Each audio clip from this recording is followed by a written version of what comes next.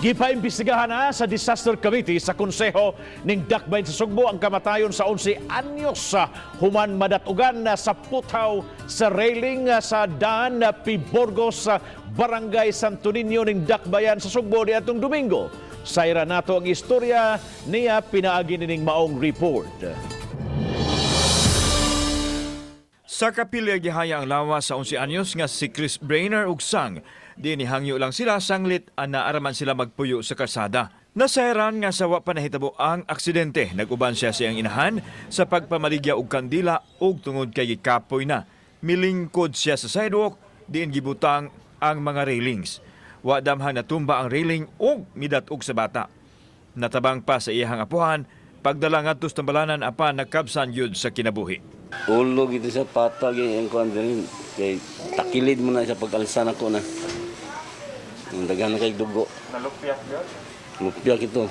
Sa sidewalk din sa Dakbayan sa Sugbo gihimugso ug nagdako si Chris Brainer nga wa gyud in tawo nakatilaw ug Pinoy-anan. Subo palandungon nga dinhi usab siya gikutloan sa iyahang kinabuhi sa linghod nga pangidaron.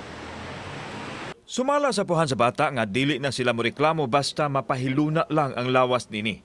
Kaning mga bata sir wa man yun din sila kasulay og puyo balay gyud na matawag yung balay bisag sa huling kwan lang niya matagan yun siya kapoy anyag. Bugtong ang inahan lang nga candle vendor ang nagbuhi kanila tungod kay patay naman ang ilang amahan. Ang plano unta niya sir karon nihangyo siya sa iyang apuhan pa-enroll siya. Moto yung lakton pa sa iyang apuhan ng iyahang kwan in SO unta para ma-enroll. Wala naman hinoon sir.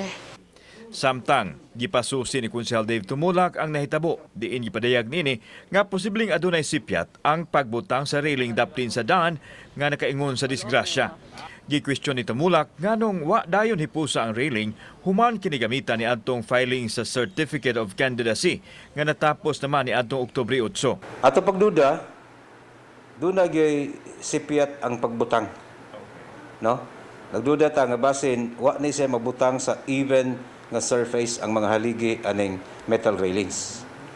Basin dunay nagbitay ani nga tiil inungdan nga pagkabyon-kabyon sa mga bata kay ni kabyon man ang bata nadaa siya sa pagkatumba sa railings. Kauban si Cleofer Lumayag, ako si Alan Domingo. Balitang Bisdak.